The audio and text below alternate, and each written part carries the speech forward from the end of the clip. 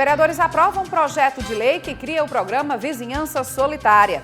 Prevenção às drogas é debatida em uma escola na Zona Norte através do projeto Escola na Frente. Frente Parlamentar da Educação discute o financiamento do ensino público. Comerciantes formais e informais do Alecrim reivindicam que reordenamento do bairro saia do papel. Hoje é dia do folclore e aqui no estúdio vou conversar com o escritor e folclorista Gutenberg Costa. Tudo isso e muito mais no Câmara Repórter desta quinta-feira, 22 de agosto.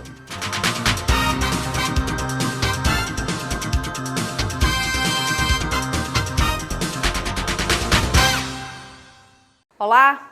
O Câmara Repórter começa informando que o Senado aprovou o texto da medida provisória da liberdade econômica, que reduz burocracias para empresários e empreendedores. Por outro lado, o Senado derrubou a autorização para o trabalho aos domingos e feriados sem restrições.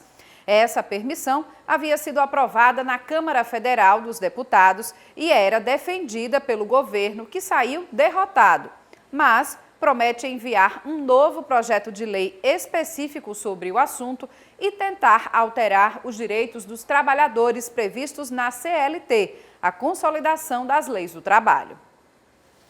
E na sessão ordinária desta quinta-feira, os vereadores aprovaram o projeto de lei que institui o programa Vizinhança Solidária. No pequeno expediente da sessão ordinária desta quinta-feira, o vereador Fúvio Saulo falou sobre a participação na reunião do Conselho Municipal de Turismo, onde apresentou o projeto de sua autoria que cria o roteiro de turismo ecológico em Natal. Para que todos entendam da importância da gente apresentar a quem visita Natal as nossas belezas ecológicas também. Além do Morro do Careca, além do Forte dos Reis Magos, além de outras belezas que nós temos as ZPAs, as Zonas de Proteção Ambiental, e o turismo ecológico e o turismo de aventura, ele está crescendo muito no Brasil. E como Natal vem com um ciclo de turismo decrescente, a gente apresenta esse projeto para atrair mais turistas que gostam desse tipo de atividade. 7 projetos de lei estavam previstos para serem apreciados e votados. Um de autoria do vereador Chagas Catarino, que cria o programa Vizinhança Solidária Cidadã, foi aprovado por unanimidade em segunda discussão. Esse projeto Vizinhança Solidária é um projeto que traz unir mais os moradores, unir a rua, unir o bairro, unir a comunidade em defesa da segurança pública.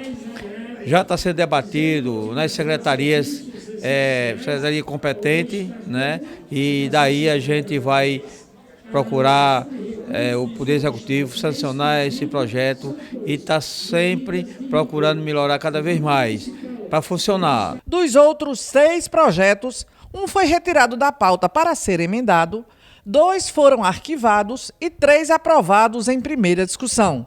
Entre eles está o de autoria do vereador Robson Carvalho, que institui no calendário do município a campanha Fevereiro Laranja. Esse projeto é um projeto de conscientização para que no mês de fevereiro sejam feitas campanhas educativas, publicitárias, conscientizando a população dos sintomas da leucemia, do tratamento precoce, também da doação de sangue, da doação de medula óssea. O financiamento da educação pública foi o tema da reunião da Frente Parlamentar em Defesa da Educação. O debate ocorreu pela manhã no plenário da Câmara. A aplicação dos recursos do Fundeb e os investimentos do município em educação entre os anos de 2010 e 2019 foram analisados e explicados aos participantes da Frente Parlamentar em Defesa da Educação. O estudo foi feito pela professora Alzira Leal e mostrou que Natal não está aplicando o percentual mínimo de 30% na educação. Muitas vezes se diz, já se gasta. Não se aplica, se gasta 30% dos recursos orçamentários, não são do recurso. São determinados impostos que vão formar essa cesta básica que compõe os 30%. E aí não está havendo essa correção, porque a própria lei determina que por trimestre você analisa. Então, se você passou o primeiro trimestre, você não atingiu os 30%, o segundo trimestre você já tem. E a gente vê que 2019 até agora a gente vai executando 35% até 30 de julho. Então, consequentemente, nós não vamos atingir os 100%, que seria correspondente aos valores de 30% do orçamento determinado. E agora, o que nos preocupa é que a educação é investimento, mas que investimento nós estamos tendo se não está havendo retorno? Cleuci Lima é gestora da Escola São Francisco de Assis, que fica no bairro de Nazaré. Ela também tem assento no Conselho Municipal de Educação e conta por que o ano de 2019 já começou atrasado para os alunos da rede pública de ensino. Nós começamos as aulas em março, né? Então, isso acarretou uma dificuldade na matrícula dos alunos. Foi implementado um sistema novo, que era online, as matrículas. E a gente ficou com a quedinha, teve uma dificuldade de montar turmas, mas no decorrer dos dias, dos meses, os alunos foram voltando, retornando. Porque nós começamos em março e isso já fazia um mês que as outras escolas particulares e estaduais já tinham começado. Em 2018, a gestão municipal investiu apenas 18,91% do orçamento previsto em educação. O pagamento do piso do magistério toma hoje 100% dos recursos provenientes do Fundeb. Não sobram investimentos para outros gastos educacionais, como capacitação dos docentes e reestruturação de equipamentos, por exemplo. A questão dos recursos financeiros, eles estão assim muito minguados ainda para o ensino fundamental e chegando um pouquinho atrasados nas escolas, né? Para a compra de material para manutenção, temos a questão da merenda que mudou um pouquinho a forma de compra, que atrapalhou também o andamento. O município de Natal ampliou os investimentos para ofertar a educação infantil, não é ampliar o número de vagas na educação infantil, mas ela apresenta números preocupantes em relação à queda de matrículas no ensino fundamental. E isso tem relação direta com o investimento. O vereador Ney Júnior acompanhou a discussão e fez questionamentos sobre a aplicação dos recursos municipais. Eu fiz alguns questionamentos de quais seriam as condições necessárias para que o município de Natal tivesse um ensino público de qualidade, né? Eu fiz a afirmação e imagino que precisa haver, dentre outros fatores, um planejamento financeiro, né? Desde o início, não somente no PPA, mas também na LDO e na LOA, precisa ter um planejamento voltado para garantir o pleno exercício das escolas públicas municipais. Sem recursos, não tem como haver um ensino de qualidade. Essa é a primeira reunião da Frente Parlamentar em defesa da educação pública. A presidente da frente, a vereadora Eleika Bezerra, voltou a questionar o custo do aluno em Natal e afirmou que esse assunto deverá voltar a ser discutido no plenário. Esse custo está muito ligado, inclusive, à valoração, não é? que se atribui a esse setor, aquele ou aquele outro. Então, eu repito aqui algumas afirmativas que tenho feito, que educação é prioridade no discurso, mas na prática, infelizmente, ainda não é. Estamos cientes de que precisamos mergulhar neste assunto de financiamento, porque muitas vezes você tem o orçamento, mas a concretização do orçamento, existe uma diferença. Pensar o financiamento da educação brasileira hoje ocupa espaços em todos os debates entre os que se preocupam com a educação, porque está em momento assim de discussão do Fundeb, a continuidade do Fundeb. O programa Escola na Frente da Câmara Municipal realizou nesta tarde, em uma escola na Zona Norte, uma palestra sobre a prevenção do uso de drogas. O foco foi para a orientação aos jovens. A Frente Parlamentar em Defesa das Crianças e Adolescentes da Câmara Municipal levou informações para cerca de 300 alunos da Escola Municipal Irmã Arcângela, localizada na Zona Norte.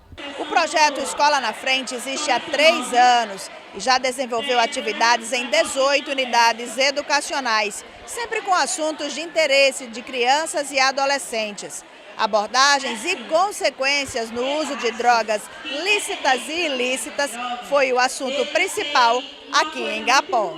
Pretendemos cada vez estar mais próximo da comunidade escolar, aproximando cada vez mais os jovens para o verdadeiro protagonismo, para que eles possam debater temáticas inerentes à própria juventude realmente. É uma forma também de plantar uma semente aqui na Escola Municipal Irmã Arcângela, para que esse tema seja discutido de uma forma transversal também dentro da grade curricular da escola. O evento contou com apresentações culturais variadas e ainda a palestra da psicóloga Sâmia Jorge, que alertou sobre a necessidade de informar a juventude. A temática das drogas é uma temática da qual a gente não pode fugir, né? E não adianta nós fecharmos os olhos e querermos dizer que na nossa escola, no nosso bairro, na nossa família nunca terá alguma influência, né, da droga, né, na nossa vida, no nosso dia a dia. Então é importante a gente falar sobre a questão da droga em si, mas é muito mais importante a gente falar das causas que levam a esse consumo tão grande e a essa vulnerabilidade com a nossos jovens estão. A escola ela é situada num ambiente muito vulnerável, então aqui nós temos problemas sérios de drogas, né? Nós temos alunos envolvidos com drogas, pais envolvidos com drogas, e essa temática é importante demais porque desperta, porque alerta, né? E eu acho assim de fundamental importância para toda a comunidade, não só para a escola, mas que os pais, a comunidade em geral em volta da escola, é muito importante. Os jovens do 6º ao 9º ano entenderam bem a mensagem do evento. Alguns já têm consciência sobre o que a droga pode causar. Isso não faz bem muito para a saúde, né? Então esse projeto está sendo muito bom, porque tem muitos jovens, né, que usam por aí drogas. A droga é um vício muito ruim, né?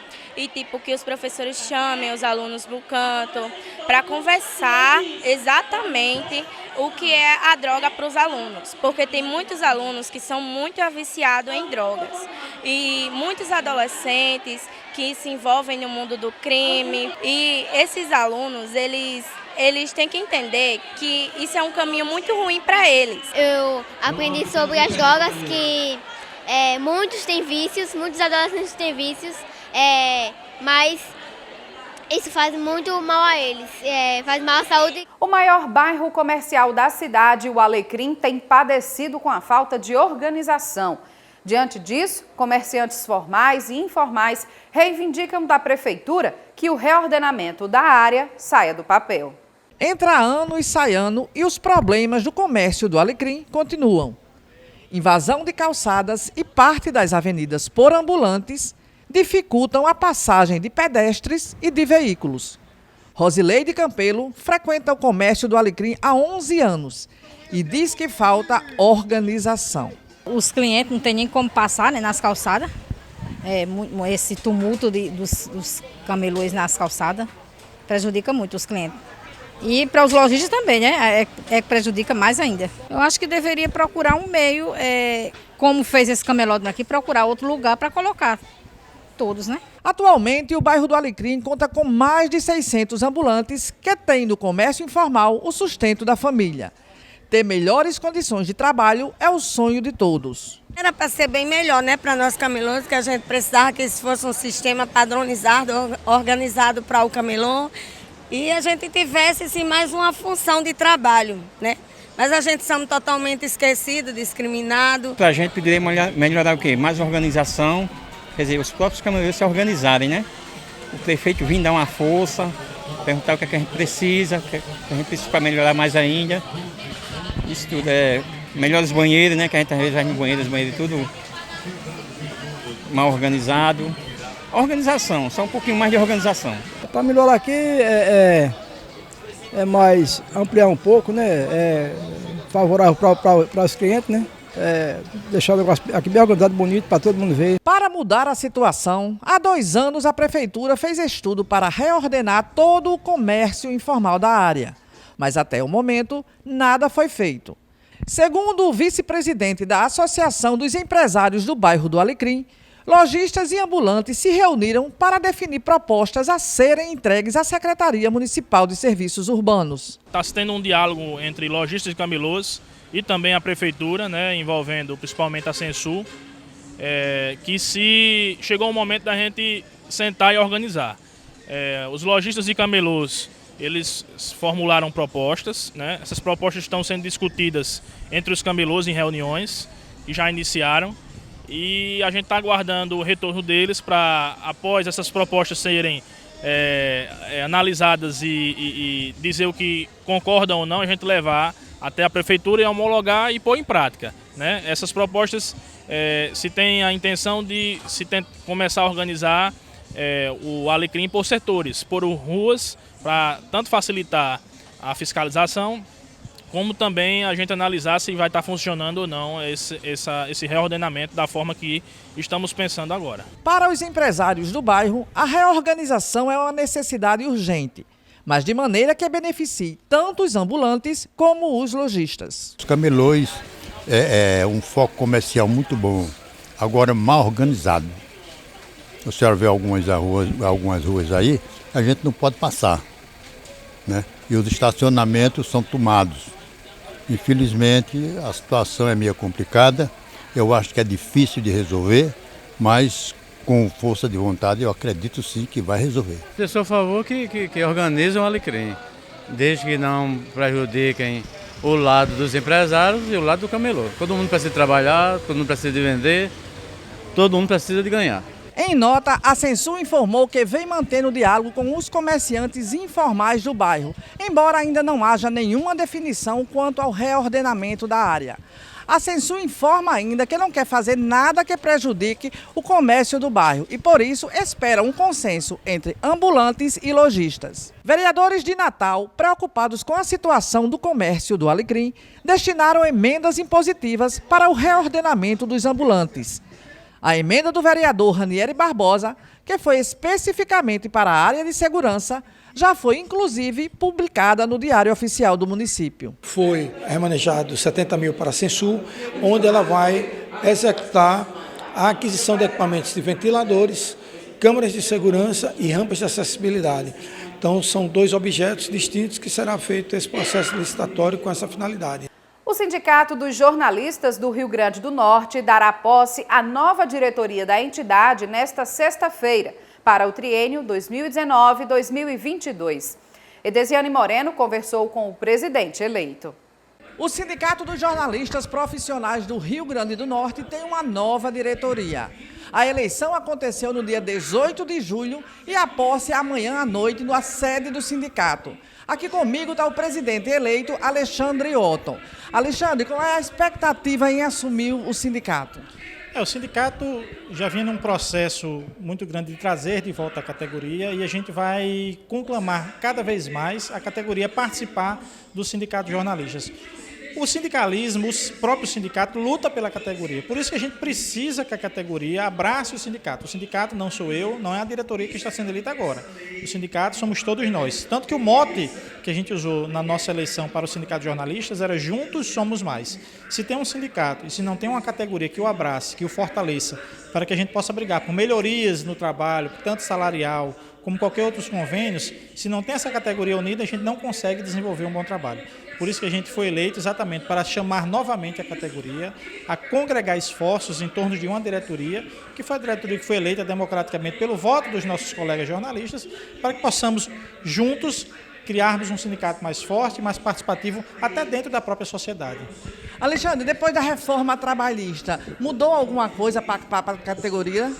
Olha, a reforma trabalhista atingiu todos os sindicatos, principalmente na questão financeira, né? A questão da contribuição anual que tinha, digamos que era obrigatório cada trabalhador dar, essa contribuição ficou facultativa, sendo o próprio trabalhador tendo que autorizar. Então isso diminuiu não só para o sindicato de jornalistas, como para todos os sindicatos. Por isso que a sobrevivência hoje do sindicato está praticamente da mensalidade que aquele associado que participa do sindicato oferece ao sindicato para que ele possa pagar suas contas, pagar seus funcionários, ter as suas atividades. Claro, a reforma foi muito ruim para todos nós, para principalmente quem participa do sindicato, quem quer desenvolver uma atividade sindical, mas a gente vai ter que ter uma perspectiva de tentar trabalhar, já que ela está aprovada, já que ela foi posta, a gente não pode ficar parado chorando. A gente tem que buscar alternativas em cima da reforma trabalhista para tentar fortalecer o nosso sindicato.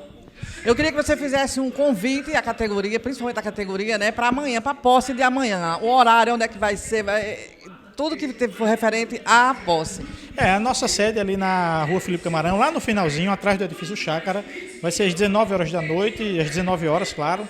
Nós estamos esperando toda a categoria, todos os jornalistas, fizemos convites a vários outros sindicatos que participam conosco, que são conosco nessa luta sindical, mas principalmente a categoria deve estar presente para conhecer o sindicato. Aquele sindicalista, aquele associado que estava afastado, que não estava contribuindo, mas que realmente quer voltar ao sindicato, quer participar, e aqueles que estavam contribuindo, que estão contribuindo, que participam ativamente, a gente espera todos vocês às 19 horas, lá no Sindicato de Jornalistas, na rua Felipe Comarão, para, nessa posse, não assumir Alexandre, não assumir a diretoria, mas assumir uma categoria, o seu sindicato, para fortalecer cada vez mais o nosso trabalho. Muito obrigada, Alexandre. É Desiane Moreno para o Câmara Repórter. Estão abertas as inscrições para a Seleção Pública Cine Natal de apoio financeiro às produções audiovisuais. Luísa Mendes tem os detalhes. A seleção pública ela vai fomentar os diversos elos da cadeia do audiovisual com apoio complementar a projetos de difusão e divulgação, cineclubismo, desenvolvimento de projetos e realização de pesquisas no âmbito do audiovisual. As inscrições elas seguem até o dia 30 de agosto e todos os documentos necessários já estão disponíveis no blog da Funcart, que é o www.blogdafuncart.com.br, e também no site da Prefeitura de Natal, que é o www.natal.rn.gov.br. Confira agora como será todo o cronograma da seleção pública. 4 de setembro, publicação do resultado da habilitação documental. 13 de setembro, publicação de resultado dos selecionados. 14 de setembro, período de recurso. 17 de setembro, publicação final do resultado dos classificados e selecionados após período de recursos. Quem quiser mais informações, basta ligar para o 3232-4956. Luísa Mendes, de volta para o estúdio. E ainda falando sobre cinema, as inscrições para a 6ª Mostra de Cinema de Gostoso terminam nesta sexta-feira. Os interessados podem se inscrever pela internet no site www.mostradecinemagostoso.com.br. A mostra vai acontecer de 8 a 12 de novembro em São Miguel do Gostoso. Os filmes da mostra competitiva concorrem ao troféu Luiz da Câmara Cascudo, concedido com voto popular e também do júri técnico. Esse ano também haverá o Prêmio Crítica, a partir da votação de jornalistas. No próximo bloco, eu vou conversar com o escritor e folclorista Gutenberg Costa. Nesta quinta-feira, dia 22, é celebrado o Dia Nacional do Folclore. O Câmara Repórter volta já.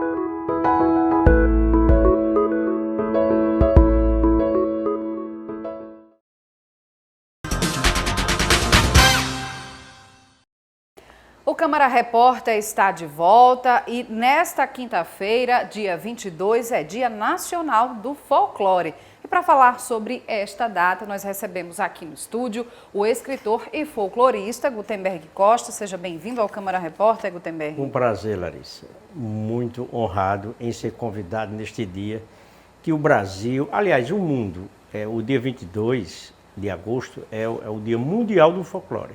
Ele é comemorado em todas as cidades, em todos os recantos, que exista um grupo folclórico, que exista um mestre, que exista uma manifestação tradicional na sua cidade.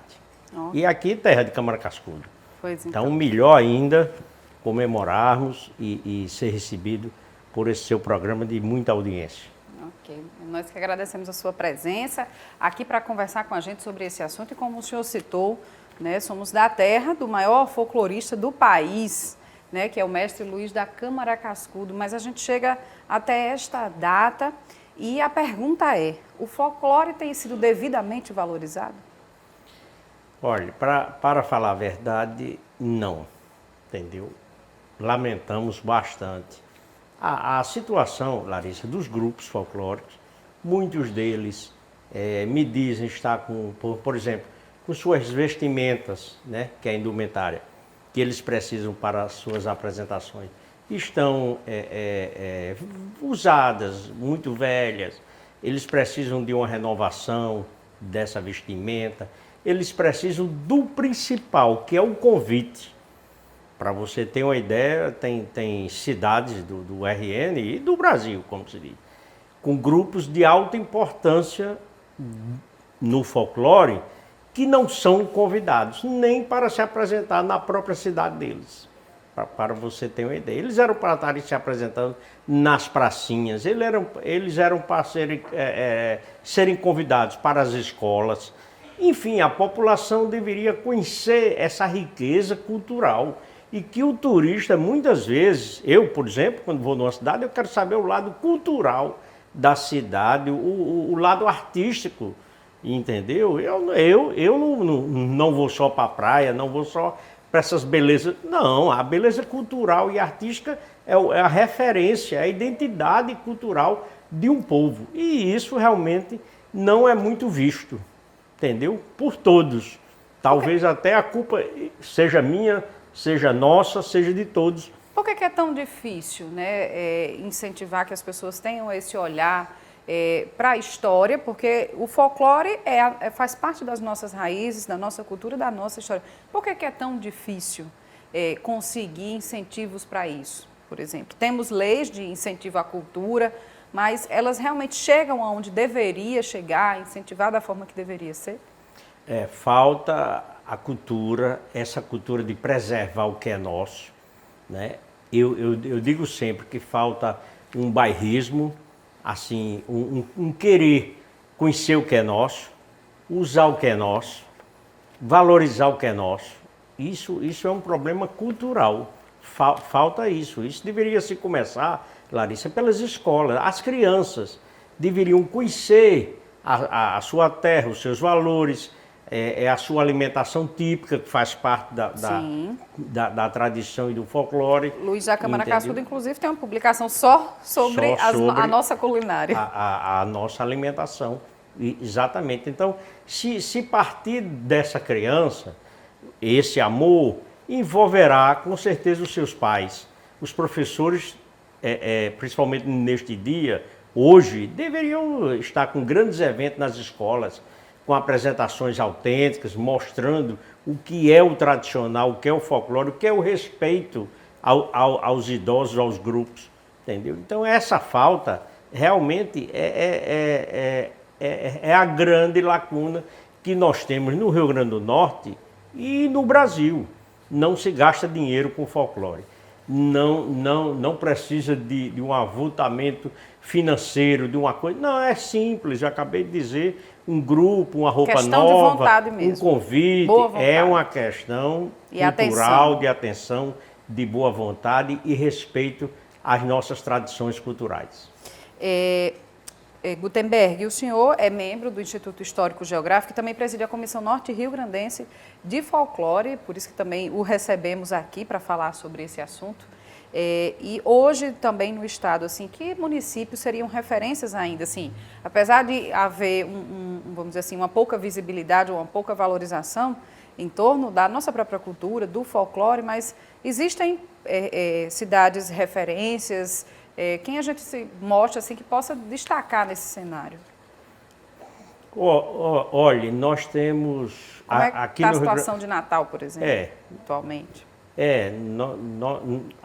Aqui nós temos grupos, por exemplo, a situação do Araruna não é muito boa, entendeu? Recentemente eu estive com a liderança do grupo de Sociedade de Danças Antigas do Araruna, nas Rocas, que tem mais de 50 anos de atuação, para você ter uma ideia.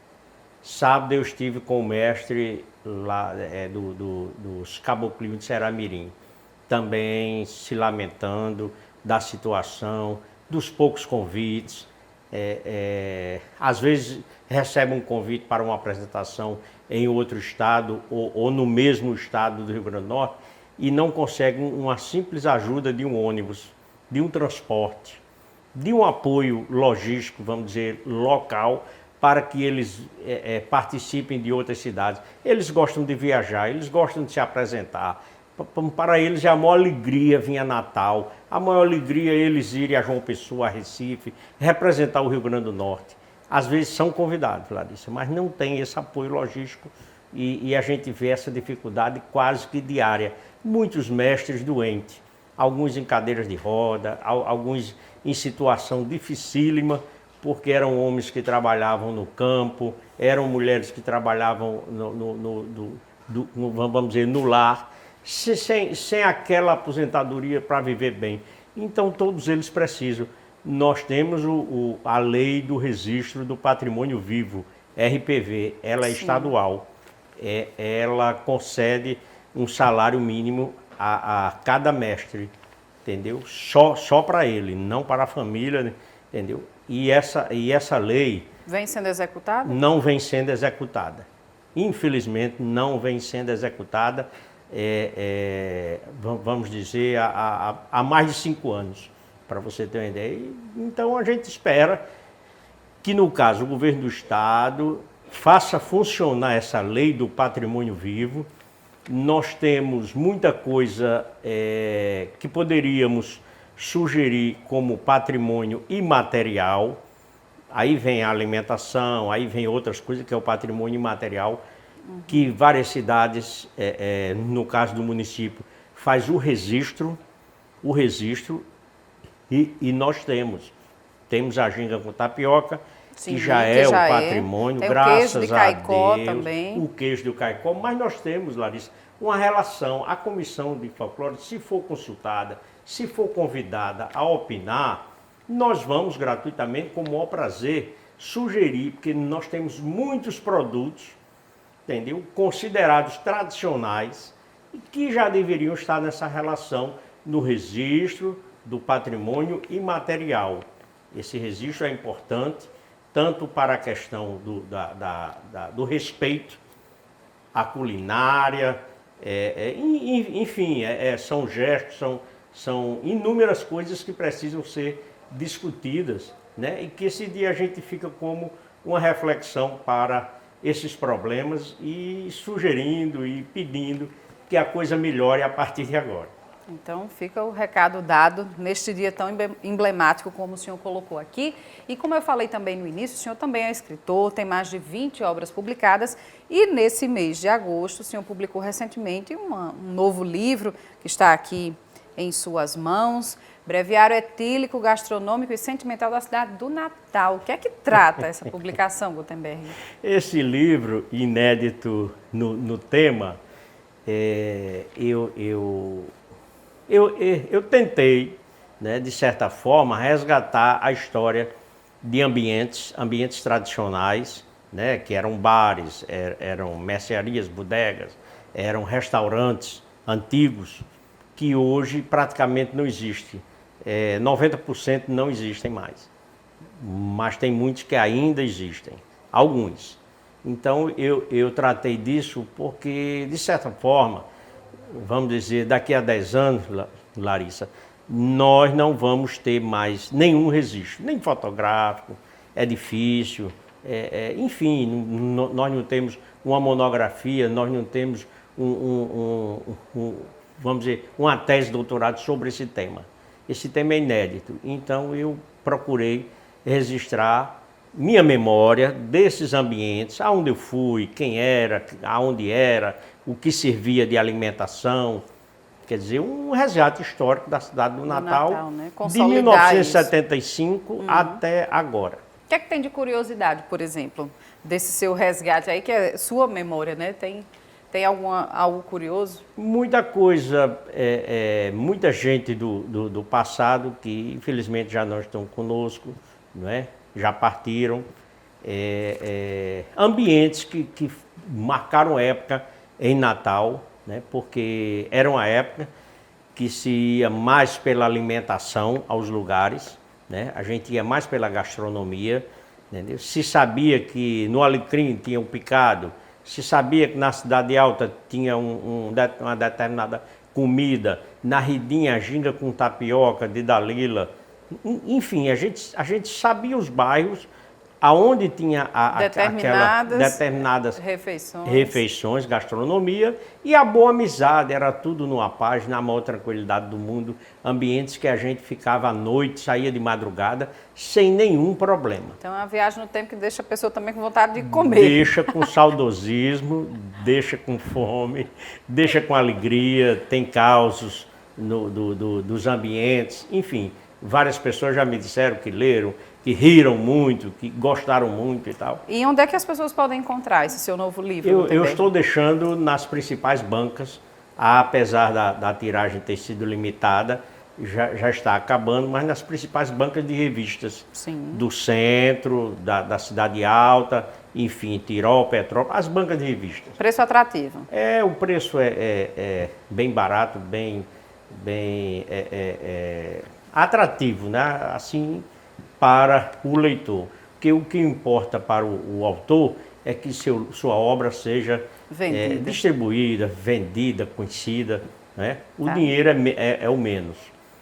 Tá certo. Então, Gutenberg, foi um prazer conversar aqui com você, tê-lo aqui no Câmara Repórter, né, para falar, grande prazer, como você falou, dessa reflexão aí, da atenção que o nosso folclore, infelizmente, ainda precisa. Precisa, urgentemente. Então, muito obrigada mais uma vez. Eu lhe agradeço. Essa edição do Câmara Repórter fica por aqui. A todos que nos acompanham, a gente volta a se encontrar nesta sexta-feira, às 20h30 da noite, com outras notícias do Legislativo natalense. Tchau!